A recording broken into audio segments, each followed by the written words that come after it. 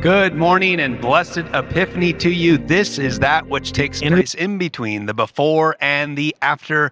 This is the Interlude. And for the Interlude today, we have Miss Jennifer Sheldon. Good morning to you, Jennifer. Good morning. So good to see you on this Epiphany Sunday. Tell us about what Epiphany means for us here at the church. Okay, well, we're a liturgical church, which means we follow the seasons. So the season of Epiphany is the season of light.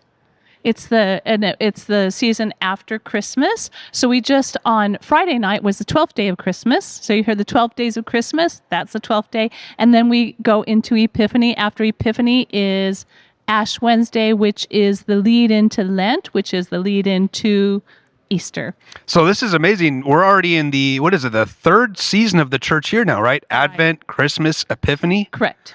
Wow, we're moving right along. Yes. Happy New Year. Now, I noticed in celebration of this new season that we're in, as a part of our worship, we had some new liturgy today. Tell us about that. Correct. Some new sung liturgy. And you might think, why are we singing Kyrie eleison? Like, why... Are we a Catholic church or what's happening here? And actually, so we do follow the order of Mass. So it usually goes, Lord have mercy. When we sing that, Lord have mercy, Christ have mercy. Kyrie eleison is just the Greek of that, the Lord have mercy, Christ have mercy. And I like to change the liturgy as the seasons change.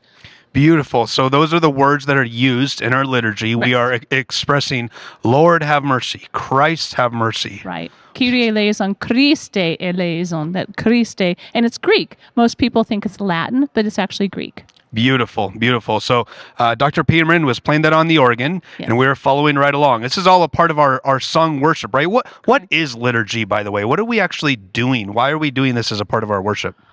Oh, well, it's a good question. We're following the order of Mass, which has been it's just a structure of which way to have an outline for church, really. And I think sometimes, I think it's important. It's really, really important to not just toss it off.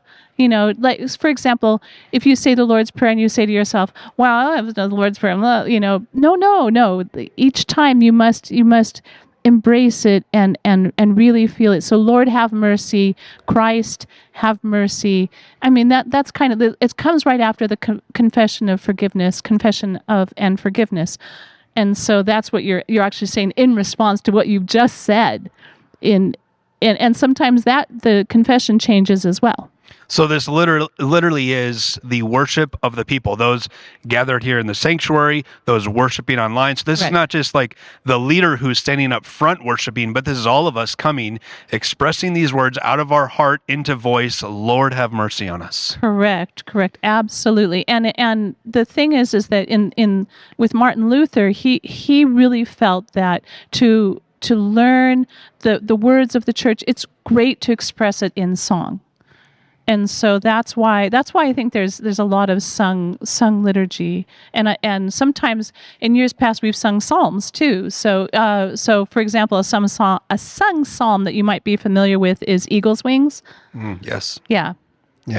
Psalm.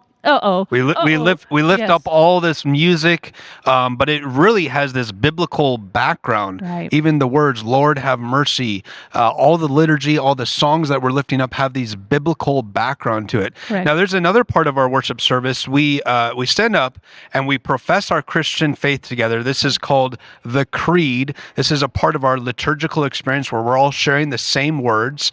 But tell us, pick just a few of the lines out of that Creed there. Maybe pick one that's on your mind today, and tell us what we're expressing in that creed and why it's so important for us. So in the Nicene Creed, which we do the Nicene Creed during communion versus the Apostles' Creed, which we do on non-communion days. So one of it that I think people express to me, they say, I believe in one Catholic and Apostolic Church. And that, if you might notice it, if you're reading it, it's Catholic with a small c. Mm-hmm. And so you might want to explain that as a pastor. Yes, that is a beautiful line. This creed is expressing our Catholicism, not meaning the denominational Catholicism, but the universal Catholic Church. That includes all Christian denominations across the world. Lutherans, Catholics, Presbyterians, Methodists, Bible Church, everybody. It's a long, long list. We're all Christians together. So we celebrate that we are one Catholic, meaning universal Christian church. Correct. Yeah, beautiful creed. Now, I also picked up on something else I really enjoyed in the service today, and that is the song that the choir lifted up for us. Tell us about that song. That was a lively piece. Oh, yes. Da ba da ba da. So it's actually We Three Kings, a fun version of it. And if you know, Take Five, da da da da da. So it's in a 5/4 meter, which means 5 beats to the measure, and so it kind of gives it a kind of jazzy feel. I was telling the choir, it's these are the cool kids coming out singing We Three Kings. Yes. Yeah. We Three Kings. You know, that's one of the things that we're celebrating here in the Epiphany season is this biblical story of these magi that come and visit Jesus. And Jennifer, you were telling me something recently about something that happens in Spain, that actually there's a holiday after Christmas that is even more celebrated maybe than Christmas itself. Tell us about that. Right. So in Spain, they really lift up Epiphany. So I think it's Christmas Eve. Epiphany is the big celebration, then New Year's Eve, and then Easter is number 4.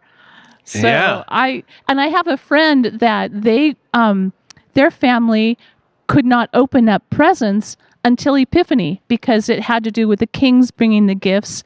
And so here's a little bit of trivia, and it's not biblical, but I'll just mention it anyway. It's kind of fun. The 3 kings, their names are Melchior, Balthazar, and Caspar.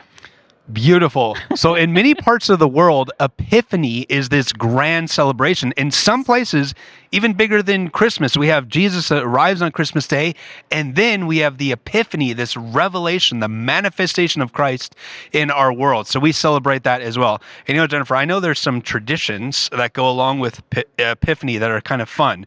Some of them that we'd expect, like people gather together and worship like we do, and they sing Epiphany songs. But there's some other more unique ones. Oh. That is, there is a famous tradition that goes along with Epiphany called winter swimming. Have you ever seen this where people Yes. go in the ice water? And sometimes there's even dances associated with it, and it all relates to Epiphany as well. There's another fun tradition, and this one I want to invite all of our online viewers into, and this is a house blessing. There is a celebration with Epiphany that is a marking of chalk on somebody's door, usually on Epiphany Day, but also anytime during the season of Epiphany. And those magi that you just mentioned, say again those 3 names.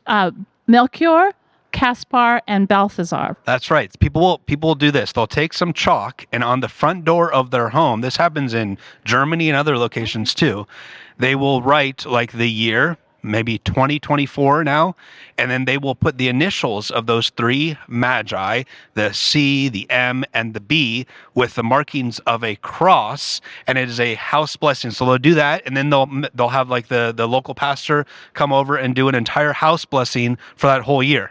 Fascinating. Do you think that's something we should do here? Yes. I think that'd be fun, right? Anybody watching online, we certainly invite you into that. If you want to have one of the pastors of the church here come over, we'll gladly do a house blessing for you. And it's the reminder that God's presence is always with us no matter where we are.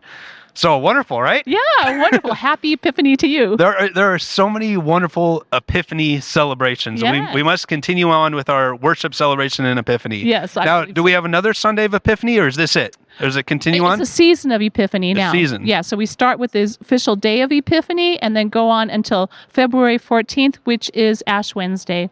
All the way up until Ash Wednesday. Yes. And are you going to keep that liturgy for Epiphany all through that whole season? Yes.